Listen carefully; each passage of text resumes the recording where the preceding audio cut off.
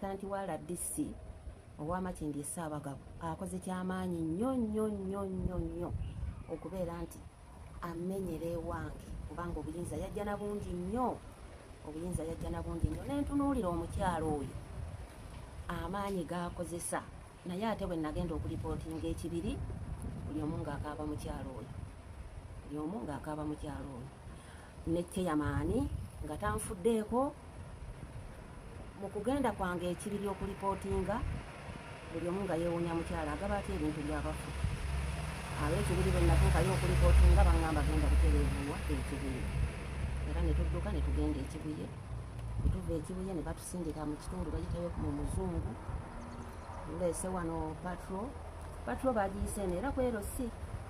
baabalengera nga badduka ate era awo basangawo olukiiko olunene kati mu budde obwo simanyi kye baali bajja kukola mu budde obwo bannange omwami oyo Ssekitooleko baamugamba azimbe ekikomera kyange kubanga ye yakulembera olunyiriri olujja wano okwonoona ebintu byange oba okubeera nti oba alinga bwakika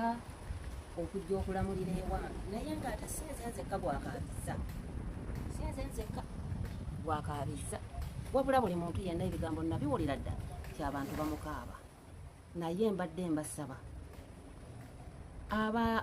abalina obusobozi okusinziira mwami Chairman kye yantuusaako mu budde buno mbadde nsaba abalina obusobozi bonna bannyambe omwami oyo sitakaabizza nze nzekka wabula nange nali simanyi nti ndikaaba nga kati bwendi naye nga nze sirina nsonga yonna gyayinza kunjogerako nti oba nakola kintu gundi alyoka ajja awoolera eggwanga ono kanso owaffe bwe yagenda okumutwalira ebbaluwa oba yakyerabira yamugamba nti oyo omwana talina kufuna wano mugabo n'amugamba nti ebintu by'oliko si bwe bitambula naye kyetwagala kuzzaawo ekikomera kya mukadde bannange mbadde mbasaba mwenna abandaba essaawa eno sirina baze yafa mbaddewo mu buyinike sibbangako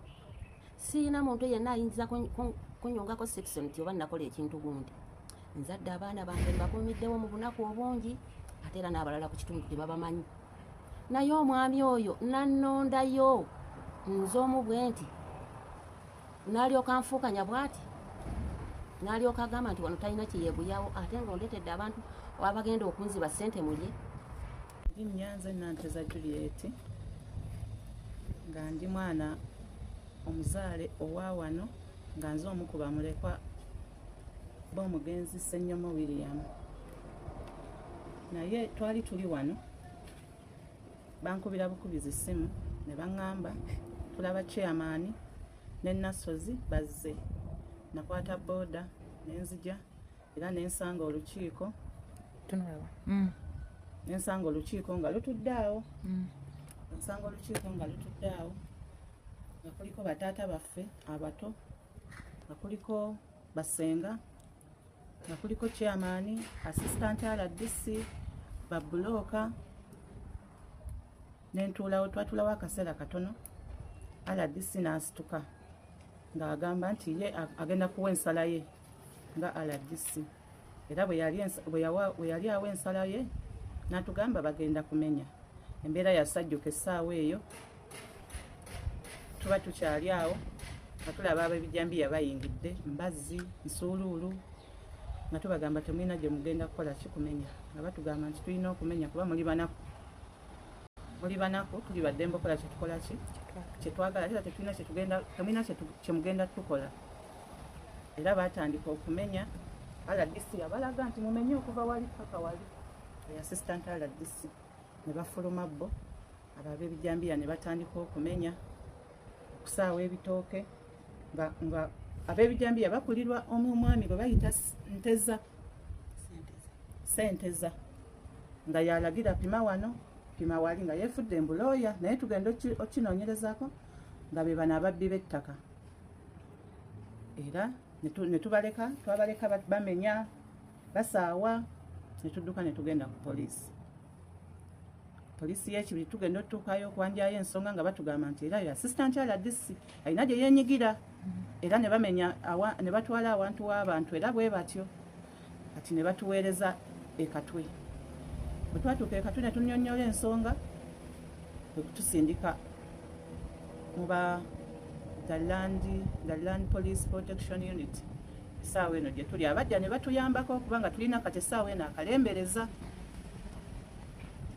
ekabendereza kano naye wali twali tutidde senga ndowooza baatutematema dda. Omwami waffe ow'Amatindi Ssaabagabo omukulu Sserukenya mbadde nkukubira omulanga ojjeko muzira nnumbu olabe omwami Ssekitooleko bw'atuyisa ye Yamaani Oweru si wano mbadde nsaba nnyo ojje olabe naye ng'ate naffe tetubalaba ate nga mutunoonyamu obululu ate era ne tububawa naye ng'ate ne gwowa oba tomwekakasa kumulaba naye mbadde nsaba nga nze nkulabeko ku kizibu kino ekyantuusibwako era mbadde nsaba n'obuwombeefu nkulabeko kubanga ndaaze sirina bwansirizi. Enjo nga ndi muwala w'omugenzi Ssenyomo William nga tuzze wano okwekubira omulanga ku ebyo byonna ebyatuukawo naye ng'ebisinga byonna babyogedde sandyagadde ate mbiddemu nnyo kuba bwe mbiddamu ate binkwasa nnyo ennaku naye nga tubadde tusaba bonna bekikwatako ba MPs nga twekubira omulanga bambi mujje mutudduukirire kuba maama owaffe tukolerera mukolerera alinga mwana kona ke tuba tumuteeredewo kaba kantuuyo zaffe naye ate oli waabeeri n'akasanyawo mu ddakiika ate nga tetusuubira nti kasobola okuddawo mu eyo eddakiika gye baba bakasaanyizzaawo so naye nga twagala bambi bwekiba nga kisoboka omwami Ssekitooleko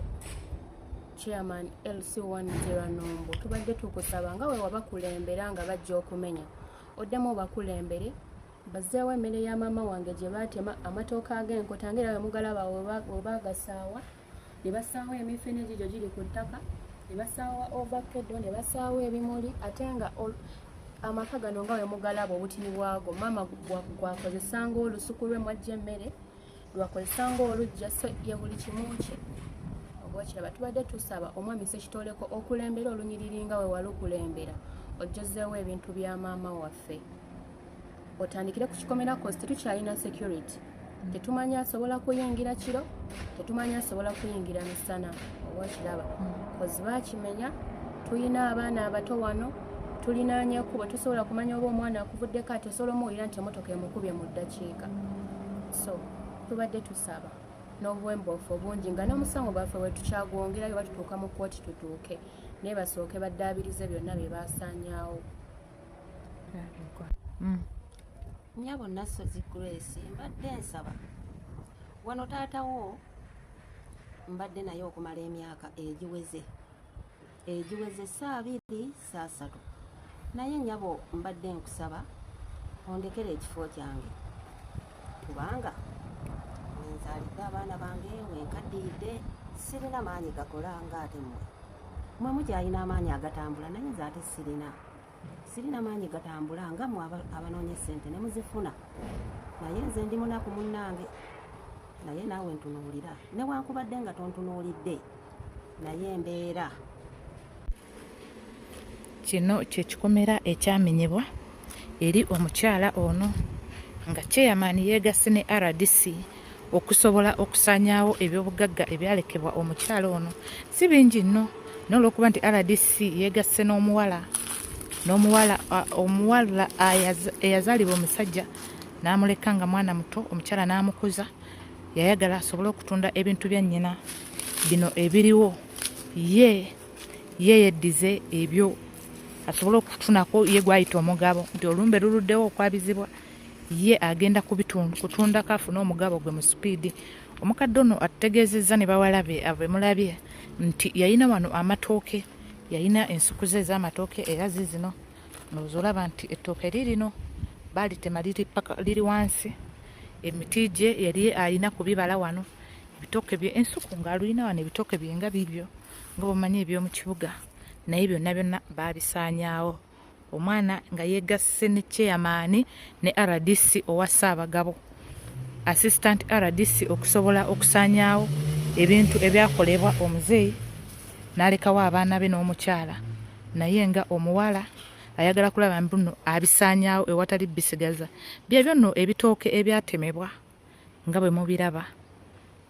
baabisaanyaawo ne babireka nga biri ku ttaka ekikomera baakigira abula beekubira omulanga nga bagamba nti chairman kuba nkati ensonga zaatuuka gye ziraga zigenda mu kkooti nti poliisi bwe yasembayo okugamba yakutegeeza ozimbe ekikomera kino ekyamenyebwa okuvaawo okutuuka wali chairman bagamba zimba ekikomera ewatali ekyo wagenda kubaawo ekisingako awo okuva mu bannamateeka kuba nabo balina bannamateeka